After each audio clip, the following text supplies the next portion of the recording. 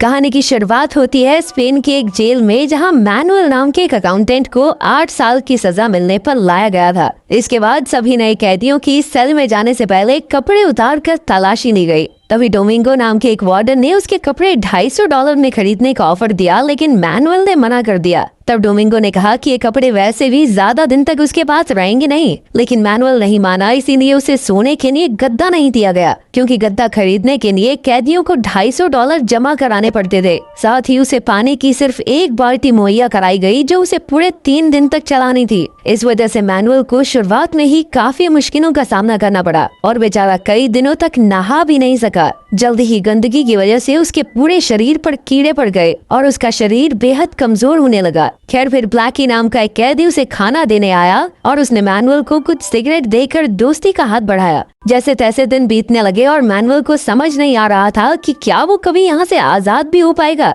इस मुश्किल समय में मैनुअल खुद को संभाल न सका और जोर जोर से दीवारें पीटने लगा। जब जेल के हेड वार्डन मोरिनो को इसकी खबर मिली तो उसने हुक्म देकर मैनुअल की अच्छी खासी धुलाई करवाई। इसके 3 हफ्तों बाद मैनुअल को मेन जेल में भेज दिया गया, जहां सिर्फ ब्लैकी ने उसका स्वागत किया। यहाँ मैनुअल को ब्लैकी और पिनो नाम के कैदी के सेल में रहना था। पिनो अपनी ढेर सारी किताबों और नायाब कपड़ों के लिए जाना जाता था। इसके बाद हम देखते हैं कि ब्लैकी से मिलने उसकी पत्नी और बच्चे आते थे और मैनुअल को भी उम्मीद थी कि उसकी गर्लफ्रेंड उससे मिलने आएगी, लेकिन उसकी बजाय उसकी गर्लफ्रेंड की बहन लूसिया उससे मिलने आई और कहने लगी कि अब दीदी तुमसे मिलना नहीं चाहती, तो कोई खत वत लिखने की भी कोई जरूरत नहीं है। खैर, कुछ ही समय में जेल में मैनुअल के साथ बदसलूकी होनी शुरू हो गई। एक दिन आर्बेला नाम के गैंगस्टर ने अपने साथियों के साथ मैनुअल के कपड़े छीन लिए। अब मैनुअल इस मामले की शिकायत लेकर डोमिंगो के पास पहुंचा, लेकिन डोमिंगो ने कहा कि यहाँ शिकायत करने के भी $300 लगते हैं। खैर, इसके बाद मैनुअल की मुलाकात आंद्रेस नाम के कैदी से हुई, जिसने उसे मुफ्त में कपड़े दिए और डॉक्टर बोनी नाम के कैदी के पास लेकर गया, जिसने मैनुअल का इलाज किया।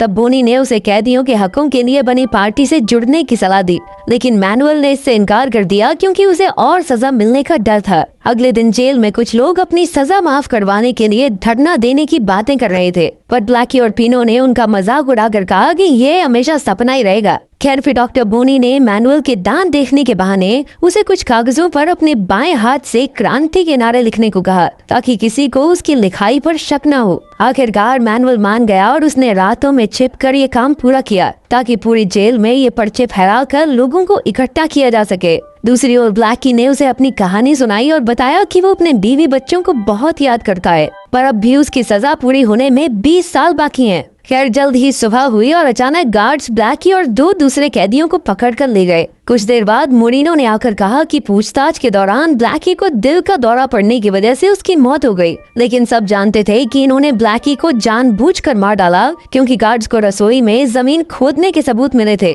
और उन्हें शक था कि ब्लैकी बाकी कैदियों के साथ मिलकर भागने की कोशिश कर रहा है। ये सब देखकर मैनुअल का दिल बुरी तरह टूट गया। उसने गुस्से में आकर अपने बनाए हुए पर्चे पूरी जेल में और बाहर भी फेंक दिए, लेकिन जल्द ही गार्ड्स ने उसे पकड़कर बहुत मारा। इसके बाद लूसिया उससे फिर मिलने आई और उसे बताया कि देश का माहौल बदल रहा है। अब पूरे देश में लोग कैदियों के हकों के बारे में बात करने लगे हैं। कुछ ही दिनों में कई ऐसे लोग जेल के दरवाजों के बाहर आकर बैठ गए और उन्होंने एक मुर्गे के पैरों में कैदियों की सजा माफ करो लिखकर जेल में छोड़ दिया। गार्ड्स को मुर्गे के पीछे भागता देखकर कैदियों का मस्त एंटरटेनमेंट हो गया। हालांकि पिनो को पहले लगता था कि सभी कैदी फिजूल में आवाज उठा रहे हैं, लेकिन अब उसने भी मैनुअल की तरह आजादी के लिए आवाज उठाने का फैसला कर लिया। उनके साथ जुड़ते ही पिनो ने सबसे पहले उनके ब्लॉक में मौजूद कैंपो नाम के कैदी और उसके साथियों को बाहर निकाला, क्योंकि असल में वो गार्ड्स के मुखबिर थे। इसी तरह समय बीतता रहा और जल्द ही साल 1977 आ गया, जब स्पेन में चुनाव होने वाले थे।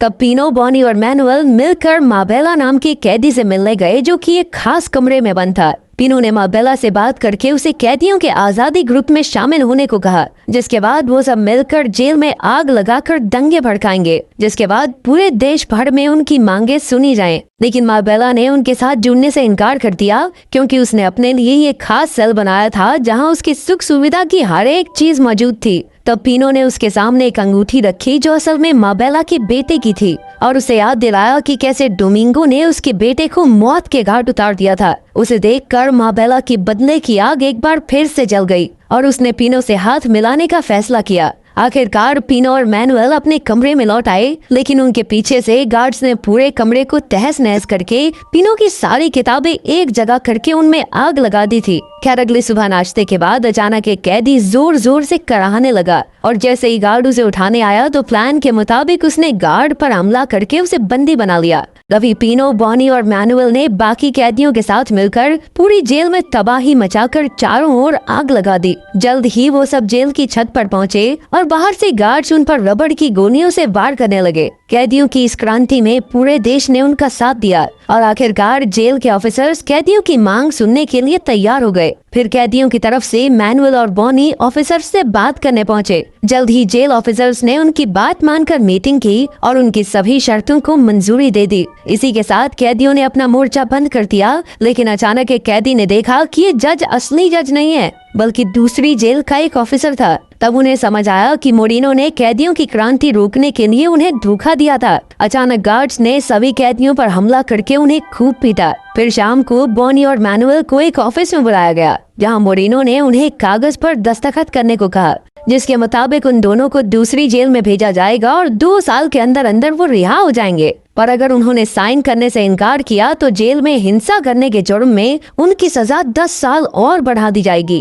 लेकिन मैनुअल ने अपनी आजादी के लिए आंदोलन से धोखा करने से इनकार कर दिया। पर अगली सुबह उसने देखा कि गार्ड्स बॉनी को दूसरी जेल भेज रहे थे। इसका मतलब ये था कि बॉनी ने लालच में आकर मोरिनो की शर्त मान ली। इसके बाद लूसिया एक बार फिर से मैनुअल से मिलने आई। उसने कहा कि उसकी बहन ने मैनुअल पर एक मुसीबत आते ही उसे छोड़ दिया, लेकिन वो जिंदगी भर उसका साथ देगी। ये सुनकर मैनुअल भी बहुत खुश था, लेकिन फिर रात को अचानक कुछ गार्ड्स मैनुअल और पीनो को जबरदस्ती उठाकर ले गए। बाद में उन्हें पता चला कि उन्हें एल एस्पैनर जेल में लाया गया था, जो स्पेन की सबसे खतरनाक जेल थी। वहां जाते ही उन्हें इंजेक्शन दिए गए, जिससे उनका शरीर अंदर से खराब होने लगे। इसके बाद उन दोनों को बुरी तरह पीटकर उन पर कई घिनौने अत्याचार किए गए।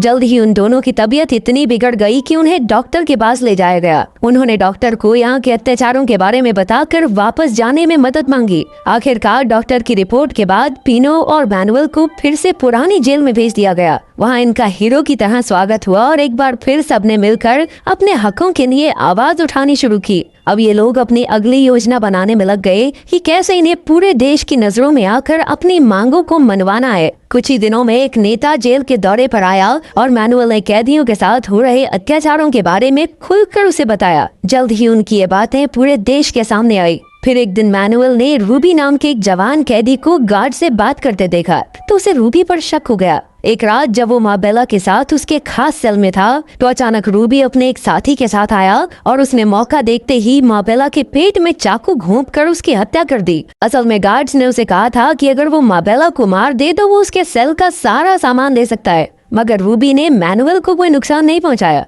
फिर कुछ दिन बाद खबर सामने आई कि सरकार ने कैदियों की मांगे मानने से इनकार कर दिया था, जिससे सभी कैदियों के हौसले पूरी तरह टूट गए। मैनुअल को भी लगने लगा था कि शायद वो कभी आजाद नहीं हो पाएगा। इसी तरह कुछ हफ्ते बीते और फिर पीनो ने मैनुअल से कहा कि उसके पास एक और प्लान है। उसने मैनुअल को एक पुरानी लिफ्ट दिखाई जहां कोई आता जाता नहीं था। वहां से नीचे जाकर पीनो ने कहा कि अगर वो खुदाई करके सुरंग बनाए तो वो नाले से बाहर निकलकर जेल से भाग सकते हैं। लेकिन इसके लिए उनके पास सिर्फ 3 हफ्तों का समय था, क्योंकि 3 हफ्तों बाद जेल की मरम्मत का काम शुरू होने वाला था। फिर उसके बाद वो यहाँ से कभी नहीं निकल पाएंगे। पर खुदाई की आवाजों से गार्ड्स को शक हो जाएगा, इसीलिए इन्होंने बाकी कैदियों को अपने साथ शामिल करने का प्लान बनाया। प्लान के मुताबिक कुछ कैदी इस जगह के बाहर फुटबॉल खेलेंगे ताकि किसी को अंदर से आ रही आवाजें सुनाई ही न दें। इसी तरह काम शुरू हो गया। पर एक दिन इस सुरंग में रूबी और उसका साथी आ पहुंचे। अब उनकी की हुई मेहनत बेकार ना हो जाए, इसीलिए पीनो और मैनुअल ने उन्हें भी अपने प्लान में शामिल कर लिया। फिर एक दिन मैनुअल का वकील उससे मिलने आया और कहा कि वो मैनुअल के केस पर फिर से सुनवाई करवाएगा। लेकिन अब मैनुअल का कानून से भरोसा उठ चुका था। इधर खुदाई का काम जोरों शोरों से चल रहा था और आखिरकार वो दिन आ ही गया जब उन्हें जेल से भागना था। जाने से पहले पीनो ने मैनुअल को नए कपड़े दिए ताकि बाहर किसी को उन पर शक न हो। इसके बाद कैदी सुरंग के अलग अलग रास्तों से होते हुए बाहर निकल आए। पीनो और मैनुअल तो बस स्टॉप से बस में बैठ गए, लेकिन बदकिस्मती से कुछ कैदियों को पुलिस ने पकड़ लिया। वहीं पिनो और मैनुअल 5 घंटे सफर करके एक नए शहर में पहुंचे और आखिरकार अपने अपने रास्तों पर निकल गए। अचानक मैनुअल ने देखा कि पिनो ने उसके कपड़ों में काफी सारे पैसे और एक नई आईडी भी छिपा दी थी, जिससे उसे छुपे रहने में आसानी हो। ये देखकर मैनुअल को बहुत खुशी हुई और आखिरकार वो लूसिया के पास पहुंच गया और उसके साथ एक नई जिंदगी बसाने निकल पड़ा। अगर वीडियो पसंद आई तो लाइक कर देना, चैनल को सब्सक्राइब कर देना। मिलते हैं अगली वीडियो में।